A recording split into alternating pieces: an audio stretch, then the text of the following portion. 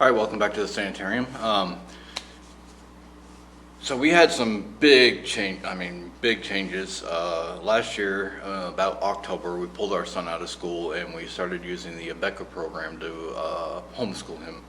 The reason that we did this is the schools were switching, because of the whole COVID thing, they were switching to a lot of computer classes and things along that nature, and our son cannot be in front of a computer to learn. Screens, basically all he sees is the screens. He doesn't really retain the information that they're trying to teach him. We made this known to the school and they did not change anything, so he went from so we took him from the school. The cool part about that is by the end of the school year, he went from a mediocre student to a straight A student. So through kindergarten, pre-K, kindergarten, first grade, second grade, third grade, and fourth grade he started fourth grade at the local elementary school here, and it was interesting to say the least. But all those grades, he struggled. He did okay, and not the best, but he did okay.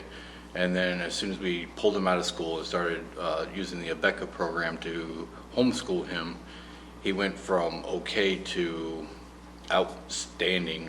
He started grasping everything. He's tearing it apart, and like I said, went from a mediocre student to a straight A student.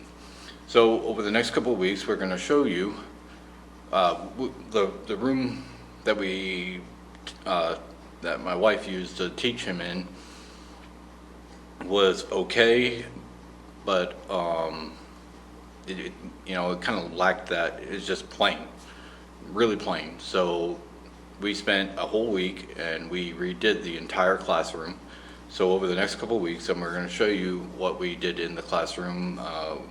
The painting, the putting up decorations to make it more learning-friendly environment. So hope you enjoy the upcoming videos. The first video will be coming out this Friday, and I hope that you will enjoy this segment.